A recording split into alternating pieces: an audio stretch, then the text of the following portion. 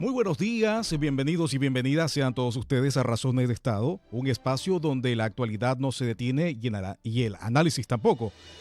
Cada jornada abrimos este espacio de opinión y reflexión para abordar la contingencia nacional e internacional. Para hablar de ello, ya está con nosotros el doctor en comunicación y cientista político, don Percival Madero, que lo saludamos y le damos la bienvenida a la jornada del día de hoy, del día martes 12 de mayo. Buenos días, don Percival Madero, adelante por favor.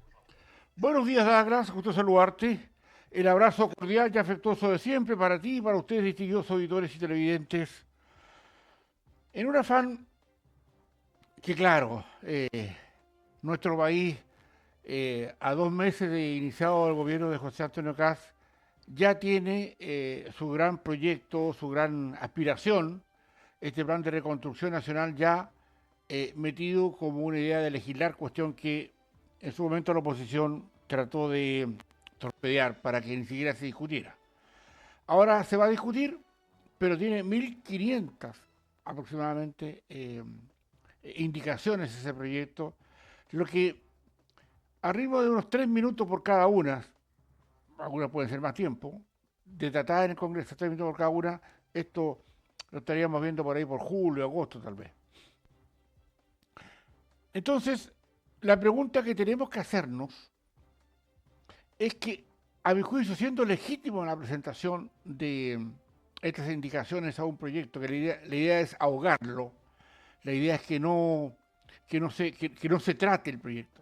La pregunta que tenemos que hacernos, y la hemos hecho muchas veces acá en Razones de Estado, ya hace 10 años que le hacemos la misma pregunta, es decir, ¿nuestras élites políticas entienden en general dónde están parados? La oposición, que es una minoría hoy día, mañana puede no serlo, esa minoría entiende dónde está parada. ¿Saben efectivamente cuáles son nuestras condiciones, yo diría, psico-socio-sociales de nuestro país? ¿Sabe que tenemos 1 millón de cesantes? Entonces acá, distinguidos auditores y televidentes, estas 1.500 indicaciones que se hacen para torpedear un proyecto, que digamos también, no tiene por qué ser algo que no requiera mejoramientos. Siempre los hay. Y eso es bueno que así sea. Pero ¿por qué la oposición, entendiendo que pueden mejorarse muchas cosas, no van a ese afán más que limitarlo, o creen que solamente la oposición tiene cartas credenciales para gobernar con esta debacle con la que han gobernado? Un país más pobre, ¿ya? Un país con menos crecimiento, un país con más cesantía, un país con menos recaudación de impuestos. Por la vía, porque no se crece, y como no se crece, hay menos recaudación de impuestos. Al crecer, se recaudan más impuestos. Eso es lo que parecía ser que no entendieron.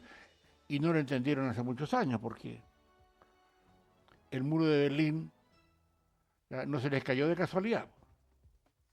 Y digámonos con todas sus letras, se les cayó porque son inoperantes en ese tema económico-social. ¿Y por qué? Tenemos que preguntarnos una vez más. ¿Por qué es inoperante? Porque independiente de las siniqueces propias de la política, lo ideológico en muchos casos está antes de lo real. Se postulan ciertas entelequias, digamos, pseudo intelectuales, para postular o creer que por la vía de que lo que ellos dicen, por lo que a ellos se les ocurre, no tiene ningún patrón de comparación respecto a que esto ha resultado en otras partes. Hagámoslo porque es importante. Pero no es así. La pobreza es un factor de tipo ideológico. Y ese es el gran choque que hay. Porque para muchos de nosotros, distinguidos auditores y televidentes, usted puede preguntarlo en su vecindaje, en la familia, O usted mismo si quiere se lo autopregunta. Efectivamente, ¿qué se hace para estar mejor? Y en la intimidad de una familia, de un grupo de, digamos, digamos, familiares o amigos, si quieren hacer algo, a menos que sean maleantes y delincuentes y estén en la trata de prostitutas o estén en la cosa del narcotráfico o cosas deleznables, la idea es que la gente se pone de acuerdo cómo crece para tener mejores condiciones de su vida. Y eso es trabajando. Porque claro, si quiere jugar a la lotería, eso es otra cosa. Pero no hay otra cosa que trabajando o buscando oportunidades. O si usted prefiere, durmiendo menos. O entregándole el descanso, muchas veces de los días domingos, a quienes tienen ya recursos ya ganados para descansar. Porque hay muchos que en muchos momentos de nuestras vidas, me cuento también entre ellos, no subimos de domingos ni sábados por muchos años. Y eso, digo, auditores, es un concepto que yo agradezco mucho, sobre todo a las nuevas camadas de personas que quieren emprender. Los veo ahí dando entrevistas, con programas especiales de gente que quiere hacer algo, porque saben que con ese algo, o sea, con ese trabajo, ellos pueden mejorar, lo mismo que los países. Si nosotros queremos mejorar, obviamente, nuestras líneas de pobreza o de los casi millón de cesantes que tenemos, es otra cosa la que tenemos que hacer. Y estas 1500 indicaciones que vienen como un tsunami para trancarle el proyecto, para obstruir el proyecto del gobierno, que insisto, puede mejorar, se puede mejorar. El punto está en cuántas de esas indicaciones, de esas 1500 que han presentado hasta ayer, todos los sectores de oposición, cuántos de esos efectivamente mejoran o se acercan a solucionar el problema más radical que tenemos, que es el trabajo y el crecimiento. Y así, distinguidos auditores y televidentes, se va conformando esto en una especie de situación, en un plazo además que es muy corto, son apenas 4 años. Se va a alcanzar a esbozar algo. Pero esto no se soluciona en 4 años.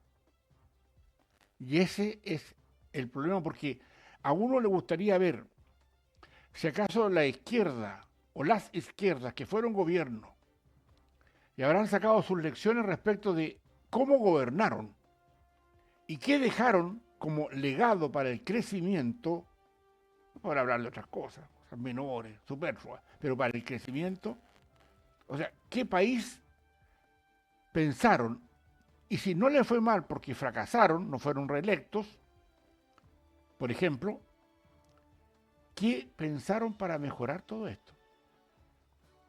¿La solución es sacarle más a los ricos? O sea, efectivamente, esa es la proposición intelectual. Sacarle más plata a los ricos, y cuando la pregunta debería ser, ¿y cómo hacemos que haya más gente rica? Ese es el punto. Para que generen empleos, para que generen impuestos.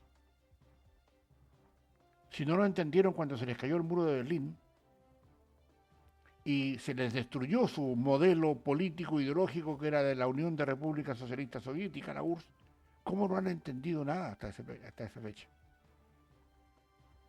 ¿Y por qué esos pueblos se empobrecieron? ¿Y por qué quebraron? Porque la caída del muro de Berlín fue por un país quebrado donde, entre comillas, los yanquis, los imperialistas y todo lo que le ponen a ese enemigo, el enemigo del crecimiento. Por eso el odio a Estados Unidos en general apunta más bien a entender porque no fueron capaces y la lección no está aprendida. Cuando converso con muchos dirigentes, con varios dirigentes de ese mundo, que se hace llamar progresista, yo me pregunto, muchas veces les pregunto, bueno, ¿y tú qué harías para esto? porque tienen algún grado de influencia dentro de un partido, porque eres diputado, porque eres senador, etcétera, o porque perteneces a ese núcleo. Entonces la idea está mal enfocada, mal orientada, porque en el fondo el punto no es que haya más trabajo. La idea es que haya menos trabajo, para que haya más pobreza y para que el país pueda endeudarse todavía más para justamente entregar los cientos y tal vez miles de programas sociales que hoy día no están financiables o no están financiados porque los recursos que se pensaron que podían haber para aquello no resultaron. Han habido, desde egresada, de retornar a la democracia, más de 21 aumentos de impuestos desde que se inició la democracia. Y usted mira y dice, ¿por qué con todo esto tenemos 1 millón de cesantes? ¿Por qué están paralizadas grandes inversiones de nuestro país? ¿Por qué no tenemos hoy día una clase política idónea capaz de entender este proceso? Por eso que es importante que las oposiciones tienen que entender también que están jugándose un juego importante, porque si quieren ser gobierno, en alguna oportunidad tienen que dar ciertas certezas que se la pueden. Porque si llegaron a ser gobierno es porque efectivamente había un sentimiento ya flotando que era necesario a lo mejor darle alguna oportunidad para que mostraran lo que podían ser capaces. Y el mismo sentimiento que hoy día tiene el propio gobierno de José Antonio Cast. ¿Serán capaces? Solos ya cometieron un error garrafal. Y el error garrafal fue que las derechas se dividieron. Por eso no tienen mayoría en el Congreso. Por eso tienen que andar, perquiriando votos. Por eso tienen que dejarse extorsionar por otros partidos también para lo mismo. Pero en definitiva, las minorías siempre tienen que ser respetadas, aunque produzcan estos excesos, ¿ya? Que no tengan claro cómo se mejoran o cómo se crece, porque cuando lo tengan claro, ya va a ser una cosa distinta, va a ser una cosa mejorable.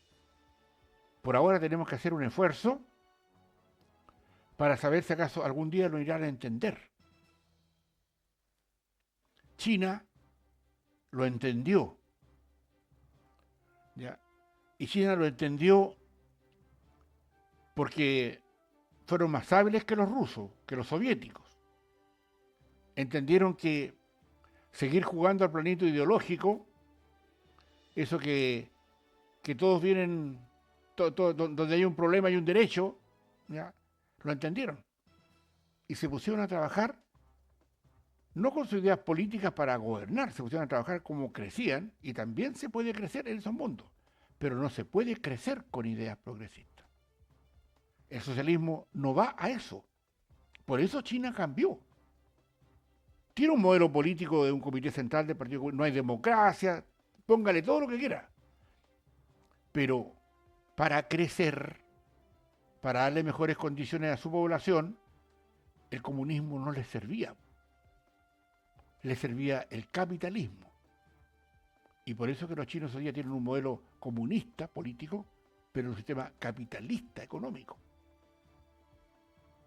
¿Lo habrán entendido así las viejas generaciones de la política que hoy día son oposición y las nuevas?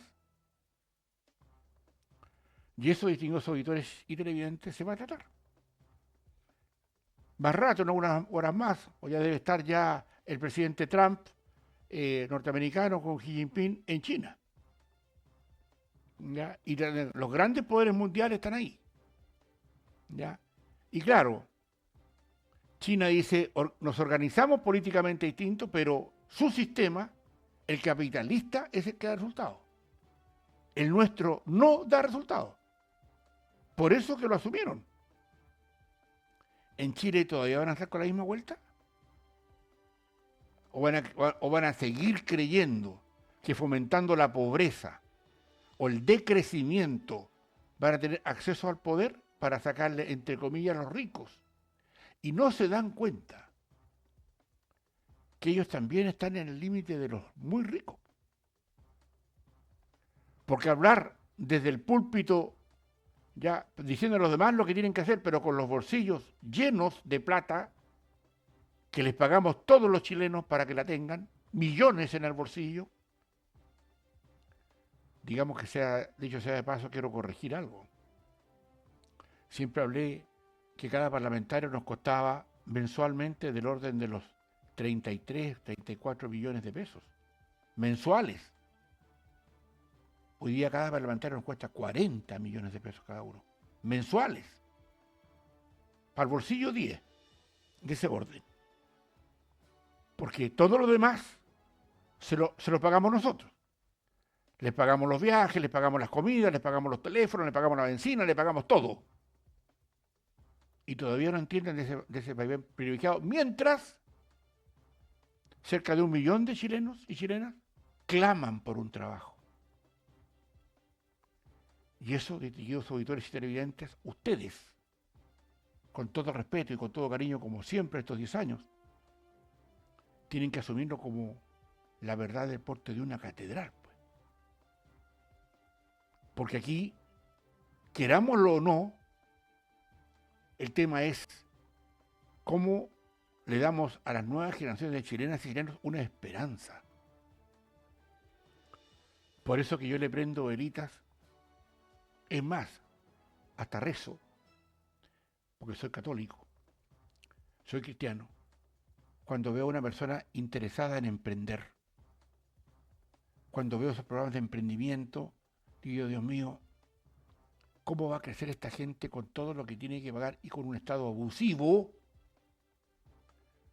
que le cobra intereses e impuestos ya por donde, hasta por las orejas?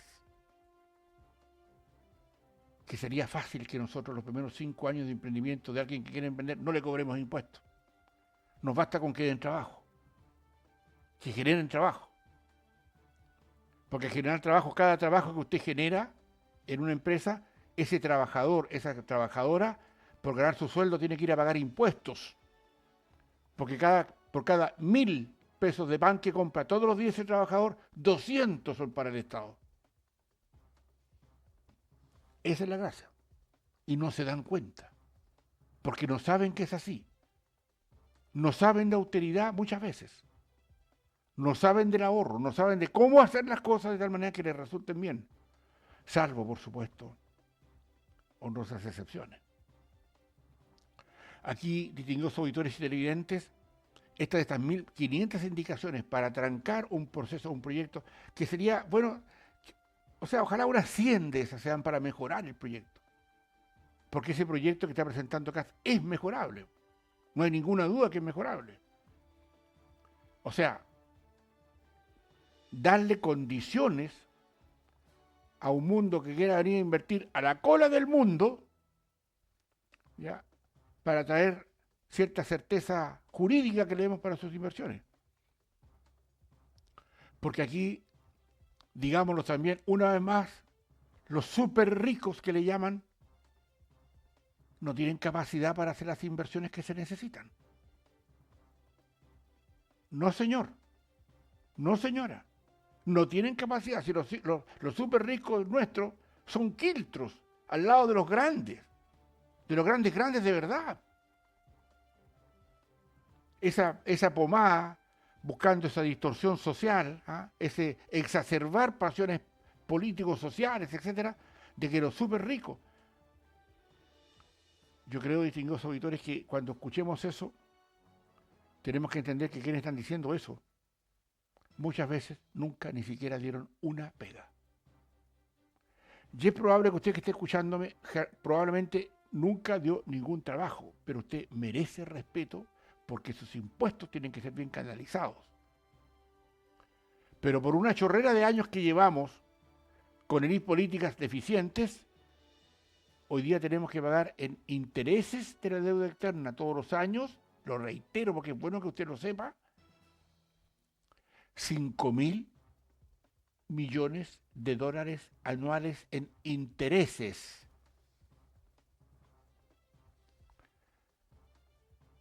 Mil teletones anuales.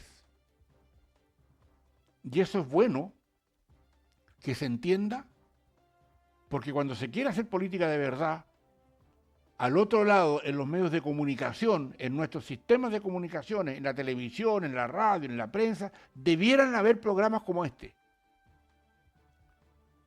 donde no nos dé miedo apuntar, porque muchos de esos que están hoy día, digamos, funciones legislativas, en muchos casos, son pungas intelectuales. Y esos pungas, o esas pungas, vienen de partidos políticos, en su gran mayoría. Partidos políticos que necesitan, porque acá, si ustedes se fijaron, o se han fijado todavía, en las reglas que está asumiendo hoy día el plan de reconstrucción de CAS, no veo con fuerza una cuestión que diga, esto empieza por nuestro sistema político.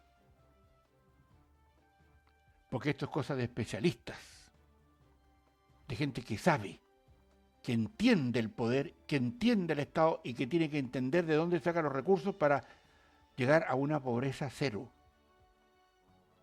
Si nos pusiéramos de acuerdo todo el arco político, que es una entelequia y un sueño, una imaginación loca, ya, desde los de allá hasta los de acá, en decir, miren señores, en 30 años más Chile no tiene pobreza. Y para eso tenemos que hacer esto, esto y otro. Entonces, fijar el objetivo. Y de acuerdo al objetivo, digamos, hacemos las tareas. No cómo vaya saliendo, cómo arreglamos la carga, cómo la arreglamos. No es así. Por eso que yo abogo, por supuesto con respeto. Las palabras probablemente les molestan a algunos las que uso, pero no podrán decirme que en general no tengo razón. Porque si nosotros nos pusiéramos de acuerdo como medios de comunicación, para empezar, vitales para la democracia, que en 30 años más vamos a tener pobreza cero, el cuento cambiaría.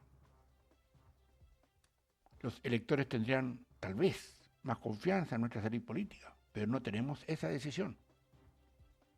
Porque dentro de los que tienen que tomar la decisión hay algunos que no quieren eso, quieren pobreza. Y ahí tiene el trasfondo de muchas de esas 1.500 arreglos que pretenden hacerle este plan sencillo, si tampoco tiene nada del otro mundo, tampoco es un plan, digamos, musculoso. Porque yo en ese momento, con ustedes, tal vez distinguidos auditores, pondría ese tema. Que las universidades discutan esto. Tampoco lo discuten. Y que los partidos políticos, cada uno en sus respectivos nichos, vean esto.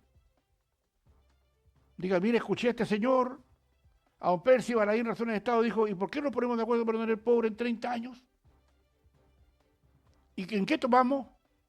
Que es muy delicado esto. Y eso, distinguidos auditores, hoy día claramente no está en el perfil y en el objetivo y en la mirada de nuestra salida política. Porque su gran mayoría son rasca, pues. Eso es lo que tenemos. Un sistema político rasca. Porque usted, en su sano juicio, distinguido auditor y auditora, que conozco esto por tantos años, tantas décadas que he trabajado en esto, del tema del poder, cuando nos pongamos de acuerdo en que vamos a tener, por ejemplo, pobreza cero, disminuyéndola, ¿qué tenemos que hacer para el objetivo? ¿Sabes quiénes lo hicieron así hace muchos años atrás? Lo hizo Corea del Sur, junto a todos, después de una tremenda guerra que dividió las Coreas, la Corea del Norte comunista, la pobreza ahí se palpita, muestran cuento que la hija de no sé cuánto y ya. Pero Corea del Sur se puso de acuerdo. Toda su educación, todas sus empresas, todas las lógicas de recaudación de impuestos, todo iban para crecer. Corea del Norte. No hizo nada respecto a eso. Y se asustan en producir unas cuestiones atómicas y en eso han defendido su mundo, mientras su pueblo vive una pobreza feroz. Y Corea del Sur lo logró. Tiene el doble del per cápita de Chile, de ese orden. Y nosotros todavía, como las vírgenes necias, no tomamos el acuerdo porque nuestros líderes, y yo pensaría no por los líderes de los medios de comunicación, porque los líderes de los partidos políticos, porque los líderes de los medios de comunicación, los que generamos opinión, no hemos sido lo suficientemente fuertes para ponernos de acuerdo también en esto. En no tener, finalmente, un Estado que clama por saber de dónde sacamos 1 millón de trabajos para darle a toda la gente que hoy día no va a tener trabajo. No nos duele eso. Nos da lo mismo, porque cuando lo hablamos, cuando lo hablan los políticos del Parlamento, lo hacen como ricos, con sus bolsillos llenos de plata. Así, distinguidos auditores y televidentes, estamos terminando esta conversación, yo diría, transitar por las noticias nuestras, dándole un tono que sea, ojalá, necesario e importante para ustedes, para sus decisiones, para su bagaje intelectual. Quiero invitarlos para mañana a otro programa de esto, para saber razones de Estado acá, un poquito a las 9, un poquito después, por ahí, con estos 25 minutos, media hora que le damos a nuestro programa para entender y poder explorar algunas situaciones que le hacen falta a nuestro país. Muchas gracias por la atención dispensada. Muchísimas gracias por la inmensa sintonía de nuestro programa. Para todos ustedes, que tengan un muy buen día y nos encontramos mañana en otro Razones de Estado, un poquito después de las 9. Muchas gracias. Adelante, Douglas. Muchísimas gracias. Esas eran las palabras del doctor en comunicación y cientista político don Percival Madero para la jornada del día de hoy.